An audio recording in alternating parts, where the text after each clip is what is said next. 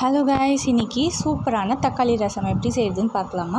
First ஒரு மிக்சியில் 1 spoon மிளகு, 2 ஸ்பூன் சீரகம், அப்புறம் 10 பல் பூண்டு போட்டு அரைச்சிக்கணும். அப்புறம் 2 பெரிய சைஸ் தக்காளி, கொஞ்சோல மல்லி இலையோ சேர்த்து அரைச்சிக்கணும். ஒரு லெமன் சைஸ் புளியை ஒரு 10 நிமிஷத்துக்கு முன்னாடியே ஊற வச்சுட்டு, இப்போ ஒரு கடாயில் எண்ணெய் ஊற்றி கொஞ்சோல கடுகு, கொஞ்சோல வெந்தயம், 3 வரமிளகா, கொஞ்சோல கருவேப்பிலை இலை போட்டு நம்ம அரைச்சி வச்சுருக்கிற மிளகு ஜீரகம் ஆட் பண்ணி நல்லா கலந்து விட்டுருணும். அப்புறம் ஒரு பிஞ்ச் பெருங்காயம், 1/4 ஸ்பூன் மஞ்சள் தூளும் ஆட் பண்ணிவிட்டு அரைச்சி வச்சுருக்கிற தக்காளி பேஸ்ட்டையும் ஆட் பண்ணிடணும். இப்போ தக்காளி கொஞ்சம் நல்லா வதங்கினதுக்கப்புறமா நம்ம கரைச்சி வச்சுருக்கிற புளி தண்ணியை அதில் ஆட் பண்ணிடணும். லாஸ்ட்டாக ரசத்துக்கு தேவையான தண்ணி, அப்புறம் அதுக்கு தேவையான உப்பும் ஆட் பண்ணிவிட்டு ஒரு கொதி வர வரைக்கும் வெயிட் பண்ணணும். ஒரு கொதி வந்தோடனே அதில் கருவேப்பிலை மல்லி இலை போட்டுட்டு ஸ்டவ் ஆஃப் பண்ணிட்டா நம்மளோட தக்காளி ரசம் ரெடி. இது சுட சுட சாதத்துக்கு சூப்பராக இருக்கும்.